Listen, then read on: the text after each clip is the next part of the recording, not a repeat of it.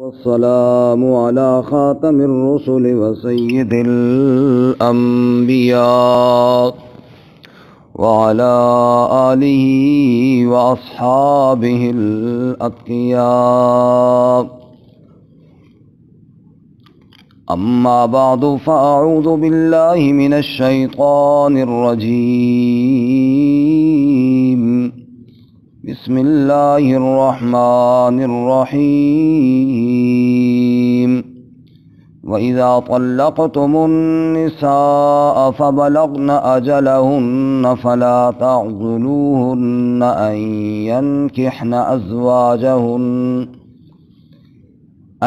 ينكحن أزواجهن إذا تراضوا بينهم بالمعروف.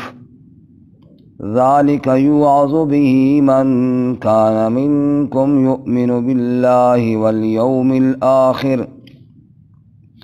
ذلكم أزكى لكم وأطهر والله يعلم وأنتم لا تعلمون. وإذا طلقتم النساء،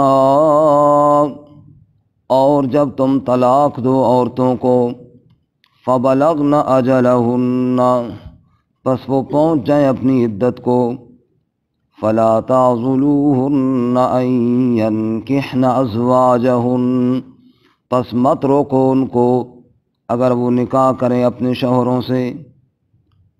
وَإِذَا تَرَاضَوْا بَيْنَهُمْ بِالْمَعْرُوفِ، جب وہ راضی ہو جائیں باہم شرعی دستور کے ساتھ.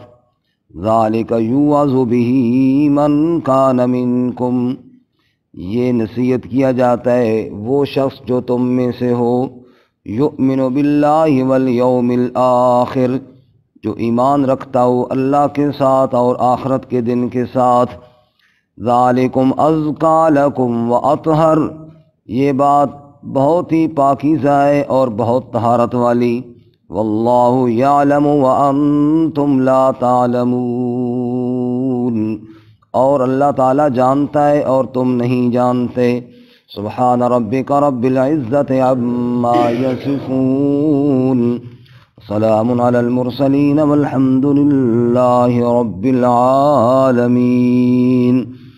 اللہم صل علی محمد وعلی آل محمد کما صلیت علی ابراہیم وعلی آل ابراہیم انک حمید مجید.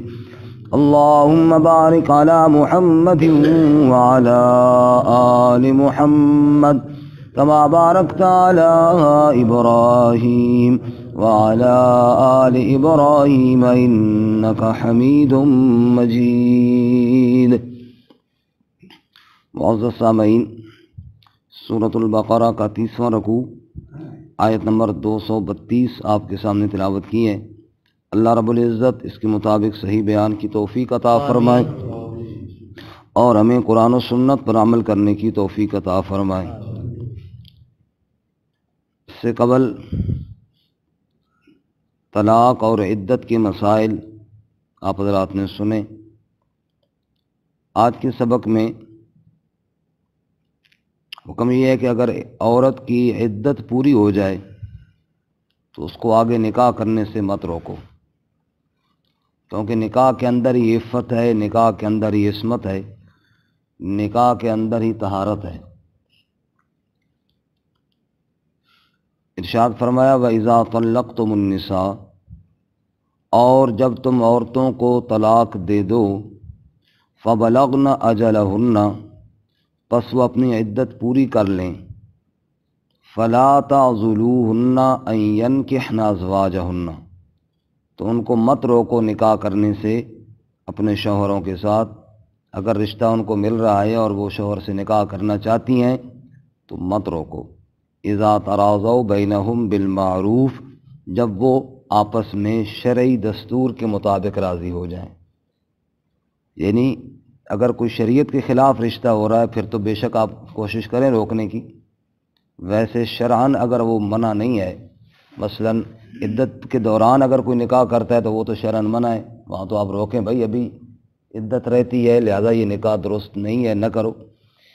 اسی طرح اگر کوئی نکاح مشرکہ کے ساتھ، مشرک کے ساتھ یا کسی اور غیر مسلم کے ساتھ جہاں نہیں بہتر وہاں تو آپ بے شک کوشش کریں، لیکن جب بالمعروف ہو، شرعی طور پر کوئی رکاوٹ اور ممانعت نہ ہو اور پھر نکاح کر رہے ہوں تو پھر ہرگز نہ روکو، اللہ تعالیٰ نے وہ رسا کو منع فرمایا ہے۔ ذالک یوعظ بہ من کان منکم یؤمن باللہ والیوم الآخر، اور یہ نصیحت اس شخص کے لیے ہے جو اللہ اور آخرت پر ایمان رکھتا ہو، یعنی جو ایمان والا ہے اس کو اللہ تعالیٰ کا یہ حکم ہے کہ عدت پورا ہونے کے بعد عورت کو نکاح سے نہ روکا جائے، اس کو نکاح کی شرعاً جب اجازت ہے تو بس اس پر عمل کرنا چاہیے۔ آگے اللہ تعالیٰ فرماتے ہیں نکاح کر لینا ہی سب سے بہتر چیز ہے۔ ذالکم ازکیٰ لکم واطہر، پاکیزہ اور طہارت والا عمل ہے یہی کہ عورت کا عدت کے بعد نکاح کر دینا چاہیے۔ اور ویسے بھی نکاح کی ترغیب احادیث میں بھی اور خود قرآن مجید میں بھی اس کے علاوہ اور مقامات پر موجود ہے۔ آپ نکالیں سورۃ النور 18واں پارہ صفحہ نمبر 320، سورۃ النور صفحہ نمبر 320 آیت نمبر 32۔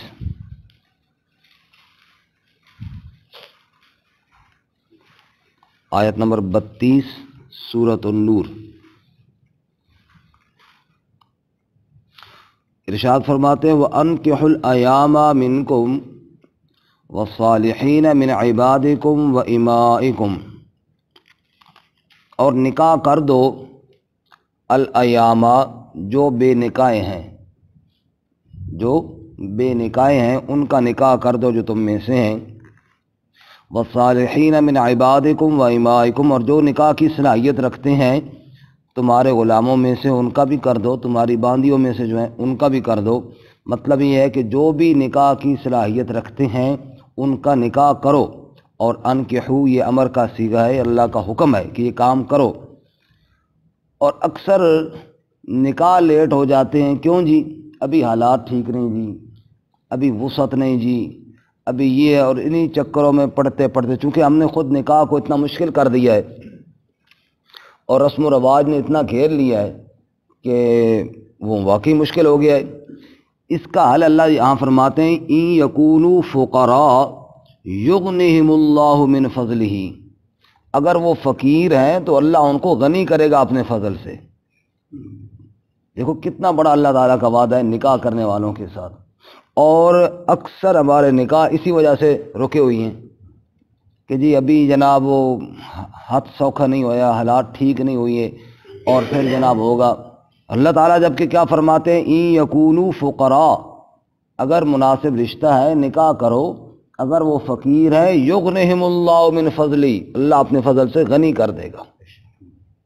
اور جناب رسول اللہ صلی اللہ علیہ وسلم نے ارشاد فرمایا یا معاشر الشباب من استطاع منکم الباء فلیتزوج، اے نوجوانوں جو بھی تم میں سے نکاح کی وسعت رکھتا ہے فلیتزوج، اس کو نکاح کر لینا چاہیے، ومن لم یستطع فعلیہ بالصوم، اور جو نہیں طاقت رکھتا وہ روزے رکھے، ورنہ جس کو ہمت ہے، نکاح کی وسعت ہے، رشتہ مل رہا ہے، اس کو نکاح ہی کر لینا چاہیے۔ یہ اللہ کے رسول صلی اللہ علیہ وسلم نے ارشاد فرمایا۔ کتنا خوبصورت وہ دور تھا خیر قرون میں سے جب صحابہ اکرام رضوان اللہ تعالی علیہم اجمعین خود رشتے کی بات کر لیا کرتے تھے۔ حضرت ابو بکر رضی اللہ تعالیٰ عنہ تشریف فرما ہیں کہ حضرت عمر رضی اللہ تعالیٰ عنہ ان سے ملے اور کہا ابو بکر میری بیٹی جو حفصہ ہے وہ نکاح کے قابل ہے، تو میں یہ چاہتا ہوں کہ میں اس کا نکاح آپ کے ساتھ کر دوں۔ خود فرما رہے ہیں حضرت ابو بکر رضی اللہ تعالیٰ عنہ خاموش رہے، نہ ہاں کی اور نہ کی۔ عمر کہتے ہیں مجھے غصہ بڑا آیا کہ میں نے خود بیٹی کی بات کی ہے اور انہوں نے کوئی جواب ہی نہیں دیا۔ پھر میں نے حضرت عثمان رضی اللہ تعالیٰ عنہ سے بات کی، انہوں نے بھی معذرت کر لی۔ ابو بکر رضی اللہ تعالیٰ عنہ پہ مجھے غصہ زیادہ اس لیے آیا کہ انہوں نے جواب نہیں دیا. عثمان رضی اللہ تعالیٰ عنہ نے چلو معذرت کر لی تو ٹھیک ہے جی، کوئی مسئلہ نہیں، کوئی ناراضگی نہیں. لیکن ابو بکر رضی اللہ تعالیٰ عنہ نے نہ ہاں کی اور نہ کی. حضرت عمر فرماتے ہیں چند دن گزرے کہ رسول اللہ صلی اللہ علیہ وسلم کی طرف سے نکاح کا پیغام آ گیا حفصہ کے لیے. سبحان اللہ. اب تو میں بڑا خوش ہوا کہ شکر ہے ابو بکر لوگوں نے ہاں نہیں کی، نبی پاک کے ساتھ رشتہ ہو جائے گا. چنانچہ میں نے اپنی بیٹی کا نکاح نبی پاک صلی اللہ علیہ وسلم سے کر دیا اور میں نبی پاک کا سسر اور نبی پاک میرے داماد بن گئے. اچھا، حضرت عمر فرماتے ہیں کہ چند دن گزرے، وہ ابو بکر والا غصہ بھی میرے دل میں تھا. ایک دن ابو بکر مجھے ملے اور کہنے لگے عمر بیٹھو یار تیرے ساتھ ایک بات کرنی ہے. میں بیٹھ گیا. ابو بکر نے کہا شاید تو میرے اوپر ناراض ہوگا، تو نے اپنی بیٹی کی بات میرے ساتھ کی تھی اور میں نے جواب نہیں دیا تھا. عمر کہتے میں نے کہا بالکل اسی طرح ہے، بڑا سخت غصے میں ہوں اندر سے. پھر پتہ ہے میں نے کیوں نہیں جواب دیا تھا؟ مجھے پتہ تھا کہ نبی پاک پیغام بھیجنے والے ہیں. نبی پاک کے دوست تھے نا ابو بکر صدیق رضی اللہ تعالیٰ عنہ. ابھی نبی پاک کی بات اگر میں آپ کو بتا دیتا تو یہ نبی پاک کا راز تھا، نبی پاک کا راز تھا. ابھی آپ نے صرف میرے ساتھ ہی دوستانہ ماحول میں بات کی ہے کہ یار ادھر میں نکاح کا پیغام بھیجنا چاہ رہا ہوں. اگر میں یہ بات بتا دیتا تو نبی پاک صلی اللہ علیہ وسلم کا راز تھا جو انہوں نے میرے ساتھ بات کی اور آپ کی اجازت کے بغیر یہ فاش ہو جاتا تو یہ بھی ٹھیک نہیں تھا. اور آپ نے مجھے کہا تھا اگر میں ہاں کر لیتا تو یہ تیرے لیے ٹھیک نہیں تھا کیونکہ تیرے پاس مجھ سے بہتر رشتہ آنے والا تھا. سبحان اللہ. میں نے کہا چپ کر جاؤ، ابھی عمر ناراض ہوتا ہے ہو جائے بعد میں خوش ہو جائے گا. تو عمر کہتے ہیں میں نے کہا بھائی واہ کیا بات ہے ابو بکر تیری، تو نے تو واقعی بھی دونوں باتیں پہ عمل کیا. اللہ کے نبی صلی اللہ علیہ وسلم کا راز بھی تو نے محفوظ رکھا اور میری بھی تو نے کتنی خیر خواہی کی ہے. کتنا وہ خوبصورت دور تھا، کس طرح وہ جناب رشتے طے ہو جاتے تھے اور بغیر کسی جناب تکلف کے اور بغیر کسی تصنع کے اور بغیر جناب کسی اور حساب کتاب کے بالکل سیدھا سادہ رشتہ طے ہو جاتا. حضرت سیدنا علی المرتضیٰ رضی اللہ تعالی عنہ نے ارشاد فرمایا 3 چیزوں میں دیر نہ کرو. 3 چیزوں کا جب ٹائم ہو جائے نا ان میں دیر نہ کرو. فرماتے ہیں الصلاۃ اذا اتت، نماز جب آ جائے یہ نماز کا جب ٹائم ہو جائے اس میں دیر نہ کرو. اور نمبر 2 والجنازۃ اذا حضرت، جنازہ جب حاضر ہو جائے ٹائم ہو جائے دیر نہ کرو. اللہ کے نبی نے فرمایا اسرعوا بالجنازہ، جلدی کرو، اور فلاں آ رہا ہے اور فلاں آ رہا ہے اس میں پتہ نہیں بعض دفعہ تو دن گزر جاتا ہے پورا، فرمایا ایسے نہ کرو. اور نمبر 3 فرماتے ہیں کہ وہ بے نکاحی عورت جب اس کے جوڑ کا شوہر مل جائے، فرمایا حضرت علی نے کہ دیر نہ کرو اب نکاح جلدی کر دو. حضرت سیدنا علی مرتضیٰ رضی اللہ تعالیٰ عنہ کا نکاح طے ہوا سیدہ فاطمہ الزہرا رضی اللہ تعالیٰ عنہ، رسول اللہ صلی اللہ علیہ وسلم کی لخت جگر سے آپ کا نکاح طے ہو گیا. اور پتہ ہے حضرت علی رضی اللہ تعالیٰ عنہ فقراء صحابہ کرام میں سے تھے، تو بس ایک وقت کا کھانا مل گیا دوسرے وقت کی کبھی پرواہ نہ کی نہ کبھی بچا کے رکھا تھا. یہ فقراء صحابہ کرام میں سے تھے. حضرت علی رضی اللہ تعالیٰ عنہ کو نبی صلی اللہ علیہ وسلم نے فرمایا علی کچھ مہر کے پیسے ہیں؟ کہ نہیں یا رسول اللہ کوئی نہیں. فرمایا کہیں سے تلاش کرو، مہر کے پیسے تو دینے پڑیں گے. فرمایا جی، آپ نے فرمایا اچھا وہ تیری زرہ کدھر ہے؟ کہ جی وہ تو ہے، کہ اسی کو بیچو، اسی کو بیچو اور مہر کے پیسے. ٹھیک ہے جی. حضرت علی بڑے خوش، نبی پاک صلی اللہ علیہ وسلم کا میں داماد بنوں گا، اللہ کے رسول صلی اللہ علیہ وسلم میرے سسر بنیں گے، زرہ لے کر جناب بیچنے کے لیے جا رہے ہیں. آگے حضرت عثمان مل گئے رضی اللہ تعالیٰ عنہ. ہاں بھائی علی بھائی کدھر جا رہے ہو؟ کہا رسول اللہ صلی اللہ علیہ وسلم کی بیٹی سے رشتہ طے ہو گیا اور حالت یہ ہے کہ مہر کے پیسے کوئی نہیں ہے تو میں تو زرہ بیچنے جا رہا ہوں. کہا میں نے خریدنی ہے مجھے دے دو. کہا ٹھیک ہے میں نے تو بیچنی ہے. اب کتنے پیسے؟ جتنے حضرت علی نے مانگے. عثمان کہتے ہیں یار یہ تو بڑی اچھی زرہ ہے، پیسے زیادہ کرو. پیسے کیا کرو؟ زیادہ کرو. حتیٰ کہ 3 بار انہوں نے پیسے بڑھائے خود اور پھر وہ زرہ خریدی. اور علی رضی اللہ تعالیٰ کے پاس تھا کہ پیسے زیادہ آ جائیں. جو آدمی، میں نے رات کو بھی یہ عرض کیا کہ فقیر اور مسکین کا اوپر احسان جتلا کر صدقہ خیرات نہیں کیا جاتا، بلکہ یہ احسان سمجھا جاتا ہے کہ شکر ہے میرا صدقہ لگ گیا اچھی مقام پر اور اچھی جگہ پر. اب ایک صورت تو یہ تھی کہ عثمان کہتے زرہ رہنے دے اور یہ پیسے لے لے یار مہر کے میں دیتا ہوں. ایک صورت یہ تھی. لیکن اس صورت میں علی رضی اللہ تعالیٰ جیسا غیرت مند آدمی وہ کہاں قبول کرتا تھا؟ اس لیے زرہ ہی خریدی. زیرہ خرید لی، صرف خریدی خود مہنگے داموں تاکہ پیسے ان کے پاس زیادہ آ جائے۔ علی رضی اللہ تعالیٰ خوشی خوشی ہو گئے جناب، پیسے اضافی بھی بن گئے ان کے پاس، شادی ہو گئی، نکاح وغیرہ ہو گیا۔ نکاح کے چند دن بعد حضرت عثمان رضی اللہ تعالیٰ نے ملے، یار علی مبارک ہو، بڑا اچھا رشتہ ہو گیا، اب تجھے شادی کا تحفہ کوئی نہیں دیا، تو وہی زیرہ پھر شادی میں تحفے میں دے دی، یہ شادی کا تحفہ بھی قبول کر لو۔ ایسے لوگ اور آپس میں محبت کرنے والے اور سیدھے سادے اور دوسروں کی عزت کا خیال بھی کرنے والے۔ تو حضرت ابو بکر اور عمر کا واقعہ میں نے آپ کے سامنے عرض کیا کہ کس طرح انہوں نے خود رشتہ طے کر لیا تھا۔ ایک عورت آئی نبی صلی اللہ علیہ وسلم کے پاس، یا رسول اللہ صلی اللہ علیہ وسلم، میں آپ سے نکاح کرنا چاہتی ہوں، کیونکہ سعادت اللہ کے نبی صلی اللہ علیہ وسلم کے ساتھ نکاح خود قرآن پاک میں بھی ہے، وامرأۃ مؤمنۃ ان وہبت نفسها للنبی ان اراد النبی ان یستنکحها خالصۃ لک من دون المؤمنین۔ اگر کوئی ایمان والی عورت نبی صلی اللہ علیہ وسلم کے پاس آئے اور آپ صلی اللہ علیہ وسلم سے کہے میں اپنی جان آپ کے حوالے کرتی ہوں، نبی پاک کا ارادہ ہو تو بے شک نکاح کر لی، یہ آپ صلی اللہ علیہ وسلم کے لیے خصوصی قانون ہے۔ آپ نے فرمایا مجھے تو حاجت نہیں ہے۔ ایک صحابی نے کہا یا رسول اللہ میرے ساتھ کر دیں۔ آپ نے فرمایا ٹھیک ہے تیرے ساتھ کر دیں، بھائی تیار ہے اس کے ساتھ؟ کہا جی کر دو جیسے اللہ کے نبی آپ مناسب سمجھے۔ آپ نے فرمایا مہر کے پیسے؟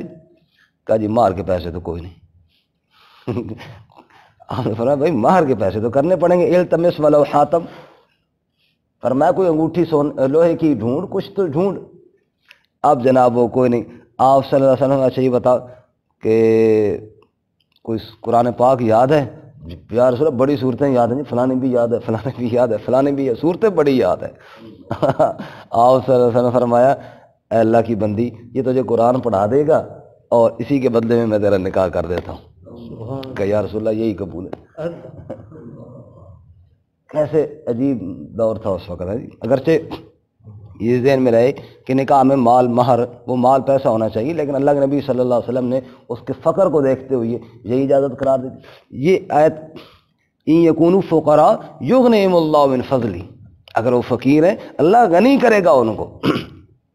سیرت کی کتابیں، سیرت کے احوال وہ ہمارے لیے نمونہ ہے نا جی۔ لقد کان لکم فی رسول اللہ اسوۃ حسنہ، رسول اللہ صلی اللہ علیہ وسلم نے ارشاد فرمایا 3 آدمیوں کے ساتھ مدد کرو، تعاون کرو۔ ایک مجاہد فی سبیل اللہ، جو جہاد کے لیے گیا ہے اس کا مالی تعاون کرو، اس کو اسلحہ وغیرہ خرید کر دو، اس میں تمہارا حصہ پڑے گا۔ دوسرا مکاتب غلام، مکاتب غلام وہ ہوتا ہے جس کو مالک کہتا اتنے پیسے دے دو تم آزاد ہو، اب وہ بیچارہ پیسوں کے لیے مزدوری کر رہا ہے، تم تعاون کر دو، چلو جلدی اس کے پیسے پورے ہو جائیں، اس کی جان چھوٹے، آزاد ہو جائے۔ اور نمبر 3 وہ شخص جو اپنی عفت کے لیے، گناہوں سے بچنے کے لیے نکاح کرنا چاہتا ہے، اس کے ساتھ مدد کرو، چاہے رشتہ کرانے میں، چاہے مالی طور پر، جیسے بھی ہو سکے۔ اللہ کے نبی صلی اللہ علیہ وسلم فرماتے ہیں ان کے ساتھ کیا کرو جی؟ مدد کرو۔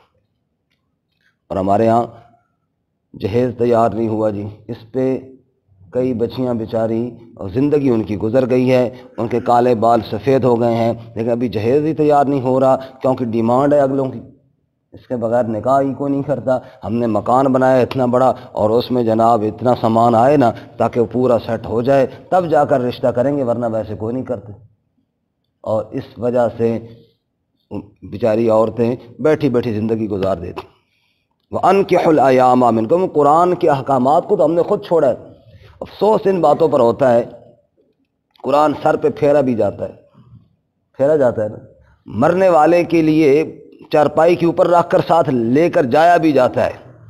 ارے بھائی اس قرآن پر زندگی میں عمل کیوں نہیں کیا؟ یہ قرآن جو زندگی میں کہتا رہا اس پر عمل کیوں نہیں کیا؟ اس قرآن نے کہا تھا کہ میراث میں حصہ دو، بچیوں کو نہیں دیا، آج وہی قرآن چارپائی کے ساتھ رکھ کے لے جایا جا رہا ہے، بخشش ہو جائے گی۔ اس قرآن کی تو معنی کوئی نہیں ہے۔ کل یہی قرآن تجھے سمجھا رہا تھا کہ جناب اس طرح نکاح کرو بچوں کا، بچیوں کا، یہ ساری ترتیب، اس پر تو عمل کیا کوئی نہیں ہے۔ قرآن کے احکامات پر تو عمل کیا کوئی نہیں ہے۔ آج صرف چارپائی اور گھمانے کے لیے تو قرآن پاک نہیں ہے نا، نعوذ باللہ من ذالک، یہ تو سارا دھوکہ ہے۔ باقی فرمایا کہ جب مناسب رشتہ ملے تو نکاح کرو۔ حدیث پاک میں آیا ہے کہ عورت کے ساتھ 4 وجہوں سے نکاح کیا جاتا ہے، اس کے مال کی وجہ سے، اس کے جمال کی وجہ سے، اس کے حسب نسب کی وجہ سے اور دین کی وجہ سے۔ آپ نے ارشاد فرمایا تم دین کو پہلے دیکھو، باقی چیزیں ساتھ مل جائیں تو بڑی اچھی بات ہے، فبیا، ساتھ جمال بھی ہو، ساتھ مال بھی ہو، اچھا حسب نسب بھی ہو، ٹھیک ہے، بہت اچھی بات ہے، لیکن بنیادی طور پر سب سے پہلے کس کو دیکھو جی؟ دین کو دیکھو۔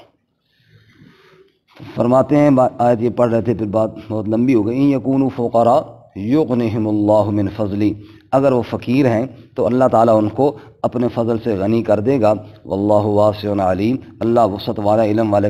یہاں پہ ایک اور بات بھی عرض کروں، چونکہ نکاح کی بات چل رہی ہے، دو چیزیں ہیں، ایک ہے ہمارے یہاں بارات، اور پھر جناب نکاح والے دن لڑکی والے سے کھانا کھانا۔ آج کل تو باقاعدہ اسی طرح ہو گیا جس طرح لڑکے والا ولیمہ کرتا ہے، بالکل بین ہی اسی طرح لڑکی والے کے ہاں کھانا کھایا جاتا ہے۔ دوسرا ہے ولیمہ، جو لڑکا جس نے شادی کی ہے وہ اپنے نکاح کے بعد کھانا کھلاتا ہے۔ ولیمہ تو سنت ہے، بلکہ اللہ کے نبی صلی اللہ علیہ وسلم فرمایا اولم ولو بشات، ولیمہ کرو اگرچہ تمہیں ایک بکری بھی میسر آئے۔ اس میں بھی ہم نے خیر حد سے زیادہ تکلفات شروع کر دی ہیں، اور بے جا اسراف اور فضول خرچیاں اور پتہ نہیں کیا سے کیا، اگر ان چیزوں کو نکالا جائے تو ولیمہ بارکر ٹھیک ہے، ولیمہ تو ٹھیک نہیں بلکہ کرنا چاہیے، وہ تو سنت ہے۔ لیکن نکاح کے وقت لڑکی کے والد سے جو پلاؤ کھائے جاتے ہیں اور جو اس سے روٹیاں کھائی جاتی ہیں، اس کا کوئی ثبوت نہیں ہے شریعت۔ ایک منٹ کے لیے بندہ خود سوچے نا کہ جس باپ نے اپنی ننھی سی پری کو، ننھی سی بیٹی کو پالا پوسا، اور آج گھر سے رخصت کر رہا ہے اس کو، یہ دل پہ ہاتھ رکھ کے بندہ سوچے نا، والد سے پوچھے نا کہ جس کی بچی رخصت ہو رہی ہے اس کے دل پر کیا گزرتی ہے، اس کی ماں کے دل پر کیا گزرتی ہے۔ اور اب اس پہ اوپر ایک تو جہیز کی ڈیمانڈ، دوسرا برادری کو کھانا کھلانے کی ڈیمانڈ۔ اللہ کے نبی صلی اللہ علیہ وسلم کا جو سنت طریقہ ہے، لڑکی والوں سے کچھ نہیں کھانے کا ہے۔ بات سمجھ میں آ رہی ہے؟ لڑکی والوں سے، اچھا اب یہ ایک عجیب رواج ہوتا ہے، نکاح کے ٹائم پر بعض چھوارے بھی تقسیم کرتے ہیں نا، بھیا رسول ٹھیک ہے، وہ سنت کا اعتراض نہیں کر رہا ہوں، چھوارے لڑکے والے لے کر آتے ہیں، ایسے ہی ہے نا، اور جناب بکرے اور پلاؤ اور وہ لڑکی والوں سے کھاتے ہیں۔ پر جس نے اتنا خرچہ کر لیا وہ چھوارے نہیں لے سکتا تھا 200 روپے کے، چھوارے لڑکے والے لے کے آ رہے ہیں، اور پلاؤ اور دیگر چیزیں کس سے کھا رہے ہیں؟ لڑکی کے باپ سے کھا رہے ہیں۔ تو بھائی یہ بھی اس کو ہی کہہ دیتے ہیں بھائی چلو یار چھوارے بھی تو لے آ، 500 روپے دے، جہاں اتنا خرچہ اس کا اور کر رہے ہو 500 روپے یہ ادھر سے نیکی ہے۔ یہ جناب وہ ہم نے پڑھا نا پہلے اس پارے کے اندر کہ یہود آپس میں لڑتے تھے اور ایک دوسرے کو مارتے تھے، گھروں سے نکالتے تھے، لیکن اگر کوئی قیدی ہو جاتا پیسے لے کے آ جاتے۔ قیدیوں کو چھوڑو جی، بڑا ثواب کا کام ہے، قیدیوں کو چھوڑو، کیا ہے جی؟ بڑا۔ اللہ تعالیٰ نے فرمایا اچھا وہ جو تم نے قتل کیا، وہ جو تم نے گھر سے نکالا، اس طرف تمہارا دھیان کوئی نہیں ہے۔ یہ بات نہیں کہ قیدیوں کو چھوڑانا ثواب کا کام نہیں، واقعی ثواب کا کام ہے، لیکن تھوڑا ادھر بھی تو دھیان کرو نا۔ اور چھوارے مارنا ٹھیک ہے، ثواب کا کام ہے، اس کا اعتراض نہیں ہے، لیکن تھوڑا دوسری سائڈ پہ بھی تو غور کرو نا۔ یہ جو تم نے رگڑا اور نکال لیا ہے وہ تم نے کیا کیا؟ تو برکب یہ ایک رسم ہے، یہ ڈیمانڈ کرتے ہیں کتنے آدمی لاؤ، ہاں کتنے آدمی لاؤ، بالکل پورا حساب ہے، جتنے بندے حسن ساڑھے جی تیاری کر رکھو جی، آ رہے ہیں جنے نے پتر، نالے تھوڑی بیٹی نو لے کے آسان، نالے تھوڑا رگڑا کر کے آسان، تباہی مچا کے آئیں گے انشاءاللہ، نعوذ باللہ من اللہ۔ تو مناسب رشتہ جو شریعت کے مطابق ہو، اس طرح نکاح میں کیا جائے، برکت ہوتی ہے۔ نکاح مسجدوں میں کرنا چاہیے، رسول اللہ صلی اللہ علیہ وسلم نے فرمایا اس کو مسجد میں کرو۔ ہم نے جناب شادی ہال بک کرا ہے، اللہ کے گھر میں نہیں، کیوں؟ اس دن ایک آدمی نے کچھ عرصہ پہلے کی بات ہے، مجھے نکاح سے بات کی، تو میں نے مشورہ جو کرے تو میں دے دیتا ہوں کہ مسجد میں کر لو۔ میں نے کہا فلاں نماز کے ٹائم آ جائیں، اور نماز کے فوراً بعد نکاح ہو جائے گا، وہی نمازیوں لوگوں کے سامنے، کتنا مقبول ٹائم ہوگا نماز کے بعد۔ کہتے چلو ٹھیک ہے، آدھی بات آپ کی مان لیتے ہیں، آدھی آپ ہماری مان لیتے ہیں۔ میں نے کہا جی ٹھیک ہے جی، کون سی؟ کہتے ہیں مسجد میں چلو کر لیں گے، لیکن ٹائم نماز کا نہ ہو۔ میں نے کہا وہ کیوں؟ ارے بعض لوگ پھر نماز نہیں پڑھنی ہونی نا، بعض لوگوں نے نماز نہیں پڑھنی، پھر وہ تنگ ہو جائیں گے، کہیں گے یار خام خام مجبور کر رہے ہیں۔ اب بتائیں، اب پھر بعد میں کہتے ہیں جی تعویذ دو کہ گھر میں جناب اتفاق نہیں ہو رہا۔ اب تعویذ سے کہا ہو، جب پہلے دن ہی ہماری سوچ ہی یہی ہے، ہمارے حالات ہی یہی ہے، رسول اللہ صلی اللہ علیہ وسلم کی سنتوں کو ہم نے ذبح کیا ہے، اب تعویذوں سے کام تو پھر نہیں بنے گا نا جی۔ اب جناب گڑبڑ خود کر لی ہے، بے برکتہ خود کر دی ہے، اللہ کے نبی صلی اللہ علیہ وسلم کی سنت کو ہم نے چھوڑ دی ہے۔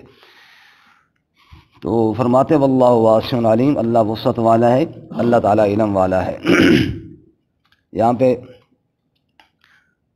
نکاح کے رشتے کی بات چلی تو ایک عالم نے بڑی زبردست لطیفے والی بات کی ہے۔ اللہ تعالیٰ کے نبی نے فرمایا، پہلے میں نے آپ کو حدیث سنائی، وہ حدیث تھی، اب یہ حدیث نہیں ہے جب سنا، ابھی لطیفہ سنانے لگا ہوں۔ حدیث تو یہ تھی کہ مال، حسب اور جمال کی بجائے پہلے کس کو دیکھو؟ دین کو دیکھو۔ اس کے علاوہ عورتوں کی عادات لکھی ہیں، فرماتے ہیں نکاح تو کریں لیکن ایک عورت ہوتی ہے جو مصیبت ہے، وہ ہے انانا۔ انانا کہتے ہیں اس عورت کو جو کرہنے والی ہے۔ بندہ گھر گیا، ہائے ہائے ہائے ہائے، اے لکے چ بھی درد ہے تے سر چ بھی درد ہے تے بہت مندہ حال ہے۔ ابھی وہ دروازے سے اندر ہوا نہیں ہے کہ اس نے پورا پڑوڑا بکس کھول دیا آگے جناب۔ بندہ کہے اوف اللہ، واللہ جعل لکم من بیوتکم سکنا، اللہ نے گھر میں سکون بنایا تھا کہ بندہ گھر میں آئے کچھ سکون حاصل کرے۔ اس کا دل کرتا ہے میں الٹے پاؤں پیچھے بھاگوں، باہر ہی ٹھیک تھا بھائی۔ ایسا ہوتا ہے کہ نہیں ہوتا؟ اب بولتے نہیں ہیں، میرے خیال میں ہوتا تو ہے۔ نمبر 2 فرماتے ہیں وہ عورت حنانہ۔ حنانہ وہ ہے جناب جو نکاح کے ٹائم چاہتی نہیں تھی کہ اس سے نکاح کروں، وہ کسی اور سے کرنا چاہتی تھی۔ اب جناب او خیر ہے جی، جکڑ دو جی، فرمایا نہ، ایسی عورت سے نکاح نہ کرو جو آپ کو چاہتی ہی نہیں ہے، جو آپ کو چاہتی نہیں ہے۔ یہی تو ہے نا، شریعت نے کہا کہ اجازت لو عورت سے، یہ کوئی رسم تو نہیں ہے نا، اس سے پوچھو واقعی وہ اگر نہیں چاہتی تو نہ کرو۔ میں نے اس دن بھی عرض کیا، ایک تو وہ ہے جو رات کا بے وقوف ہے۔ مہمان گیا کسی گھر میں، بھوک لگی ہوئی تھی، انہوں نے پوچھا کھانا کھانا ہے؟ نہیں جی نہیں، میں کھادا ہوا ہے۔ چلو جی سو جاؤ جی، کھادا ہوا ہے۔ اب ساری رات کبھی ادھر کروٹ بدلے گا، کبھی ادھر کھایا ہوا تو ہے نہیں۔ تو یہ ہے رات کا بے وقوف۔ دوسرا ہے سال کا بے وقوف، جوتی لینے کے لیے دکان میں گیا اور جناب جوتی فٹ نہیں آئی، اب پورا سال یا تو گھسیٹے گا یا کسی اور کو دے گا۔ ہمارے ڈاکٹر صاحب نے جوتی فٹ نہیں مجھے دے دی، میں بڑا خوش ہوا، تو ٹھیک ہے اگلی دفعہ پھر اسی طرح لگا ہوا ہے فرسٹ کلاس جناب جوڑا۔ تو میں کہا اچھا ہو گیا، بڑا دوسرے کا یا فائدہ ہو جائے گا۔ تیسرا وہ ہے جو ساری زندگی کا دھوکہ کھائے گا، اور یہ وہ ہے کہ جناب وہ عورت کہہ رہی ہے میں اس کو نہیں چاہتی، اور یہ جناب کہتا ہے کہ جناب میں نے بس ٹھیک ہے جی خیر ہے کوئی نہیں، فلانے سے بات، وہ فلانے ماموں چاچے فلاں سے بات کر کے تم رشتہ تو کروا لو گے، لیکن وہ خود ہی تجھے نہیں چاہتی، تو زندگی ساری مصیبت۔ اسی طرح ایک عورت کا نکاح ہو گیا نا، ایسے نہ چاہتے ہوئی مرد کے ساتھ میاں بیوی اکٹھے جا رہے تھے، تو عورت ماشاءاللہ حسین و جمیل تھی اور عورت کمزور ہی تھا بیچارہ۔ کسی نے کہا حور کی بغل میں لنگور، حور کی بغل میں، وہ لڑائی کے لیے چلا گیا۔ کسی نے کہا کیا ہوا؟ اس نے کہا اس نے میری بیوی کو لنگور کہا ہے۔ وہ نیچے سے مار کھاتے کہتا میں نے اس بغیرت کو کہا ہے، بیوی کو نہیں کہا لنگور، میں نے اس کو لنگور کہا ہے۔ تو فرمایا کہ اس سے جو نکاح کے وقت شریعت نے اجازت طلب کی ہے، اس لیے کی ہے کہ اگر وہ چاہتی ہے تو نکاح ہو، ورنہ اس کے ساتھ نکاح کی ضرورت نہیں ہے۔ نمبر 3 فرماتے منانہ۔ منانہ احسان جتلانے والی، اس سے بھی بچو۔ احسان جتلانے والی جو ہر بات پر شوہر پر احسان جتلائے، دیکھو میں نے تیرے لیے یہ کیا، میں نے تیرے لیے فلاں رشتہ چھوڑا، میں نے تیرے لیے یہ، بھائی ہو گیا بس کرو۔ بات سمجھ میں آ رہی ہے نا؟ حتیٰ کہ بندہ تنگ ہو جاتا ہے کہ یار اس نے کتنا بڑا میرے اوپر احسان کر لیا، فلانے موقع پر میں یہ کر سکتی تھی لیکن میں نے پھر تیرے بارے میں یہ کیا، اور میں نے تیرے لیے یہ کیا، اور میں نے تیرے لیے یہ کیا۔ فرمایا کہ یہ بری عادت۔ حداقہ، حداقہ کہتے ہیں فرمائشی، اس کی ڈیمانڈ ہی نہیں ختم ہوتی، جتنے مرضی آپ اس کو چیزیں پورے کر کے دے دو، نہیں بھائی فلانی کا سوٹ جو ہے نا وہ اس طرح کا تھا، مجھے اس طرح کا چاہیے۔ اب اس نے شوہر کے وسعت کو نہیں دیکھنا، اس کے حالات کو نہیں دیکھنا، اور اس کی کمائی کے حساب سے فرمائش نہیں کرنی، بلکہ اپنی ڈیمانڈیں پیش کرنی ہے۔ فرمایا یہ بھی کیا ہے؟ بری عادت ہے۔ براقہ، براقہ کہتے ہیں بناؤ سنگار کرنے والی، جو اس کا ہر وقت یہی مشن ہے میک اپ کرنا اور جناب یہ چیزیں اور فیشن اور یہ۔ فرمایا کہ یہ گھر کو آباد کرنے والی عورتیں نہیں ہیں۔ اور آخری قسم ہے شداقہ، جس کی زبان بڑی تیز چلتی ہو، اللہ اللہ تعالیٰ محفوظ فرمائے. زینہار از کرین بد زینہار وقنا ربنا عذاب النار. شیخ سعدی شیرازی فرماتے ہیں ایک آدمی گیا گھر میں، اہلیہ بڑی تیز زبان تھی اور اس نے آگے سے خوب درگت بنائی، تو آگے شیخ سعدی لکھتے ہیں زینہار از کرین بد زینہار وقنا ربنا عذاب النار. بچ کے رہے اتنی کینچی والی زبان والی بیگم سے بچ کے رہے، بلکہ دعا مانگ وقنا ربنا عذاب النار، اے اللہ اس جہنم کے عذاب سے ہمیں محفوظ فرما. رسول اللہ صلی اللہ علیہ وسلم فرمایا یا معاشر النساء تصدقنا، اے عورتوں صدقہ کرو، میں نے دیکھا جہنم تم سے بھری پڑی ہے. ہمارا قصور کیا یا رسول اللہ، کیوں ہم سے جہنم بھری ہوئی ہے؟ کہ دو جرم ہے تمہارے اندر، ایک تکثرن اللعنہ، لعن تان تمہاری زبان پر بڑی تیز آتی ہے، ایک آدمی کی زبان پر لعن تان زیادہ، او لعنت ہو جی فلاں، معمولی سی بچے نے کوئی غلطی کی اور لعنت پوی نہ، فرمایا لعن تان تمہاری زبان پہ زیادہ آتی ہے. اور دوسرا فرمایا تم شوہروں کی نافرمانی کرتی ہو اور ناشکری کرتی ہو، ساری زندگی اس نے گھر گزار کے آخر میں کہتی ہو بس کوئی زندگی برباد ہی کی تھی تیرے نال نکاح کر. یہ ہے زبان کی تیزی، سمجھ آئی؟ تو فرمایا کہ یہ اجتناب ضروری ہے، باقی جب رشتہ ملے تو دیر نہ کی جائے. وَإِذَا طَلَّقْتُمُ النِّسَاءَ فَبَلَغْنَ أَجَلَهُنَّ فَلَا تَعْضُلُوهُنَّ أَن يَنكِحْنَ أَزْوَاجَهُنَّ. جب عورتوں کی عدت پوری ہو جائے ان کو مت روکو کہ وہ نکاح کریں. اذا تراضوا بینہم بالمعروف، جب وہ آپس میں شرعی دستور کے مطابق باہم رضامند ہو جائیں. ذالک یوعظ بہ من کان منکم یؤمن باللہ والیوم الآخر. یہ نصیحت اس شخص کے لیے ہے جو اللہ پر اور آخرت کے دن پر ایمان رکھتا ہو. ذالکم ازکیٰ لکم واطہر. یہ بات بہت پاکیزہ ہے، بہت طہارت والی ہے. واللہ یعلم وانتم لا تعلمون. اور اللہ تعالیٰ جانتا ہے اور تم نہیں جانتے ہو. جو جاننے والا ہے وہ بتا رہا ہے کہ نکاح کے اندر ہی کامیابی ہے، نکاح کے اندر ہی عصمت ہے، نکاح کے اندر ہی طہارت ہے. اس لیے اللہ کے حکم کو مانو اور نکاح کر دیا کرو. اللہ شریعت پر عمل کرنے کی توفیق عطا فرمائے. ترجمہ دوبارہ سن لیں. وَإِذَا طَلَّقْتُمُ النِّسَاءَ، اور جب تم طلاق دو عورتوں کو، فَبَلَغْنَ أَجَلَهُنَّ، پس وہ اپنی عدت کو پہنچ جائیں. فَلَا تَعْضُلُوهُنَّ، پس مت روکو ان کو، أَن يَنكِحْنَ أَزْوَاجَهُنَّ، کہ وہ نکاح کریں اپنے شوہروں سے. اذا تراضوا بینہم بالمعروف، جب وہ آپس میں راضی ہو جائیں شرعی دستور کے ساتھ. ذالک یوعظ بہ من کان منکم یؤمن باللہ والیوم الآخر، یہ نصیحت کیا جاتا ہے اس بات کے ساتھ وہ شخص جو تم میں سے ایمان رکھتا ہو اللہ کے ساتھ اور آخرت کے دن کے ساتھ. ذالکم ازکیٰ لکم واطہر، یہ بات بہت پاکیزہ اور بہت طہارت والی ہے. واللہ یعلم وانتم لا تعلمون، اور اللہ تعالیٰ جانتا ہے اور تم نہیں جانتے.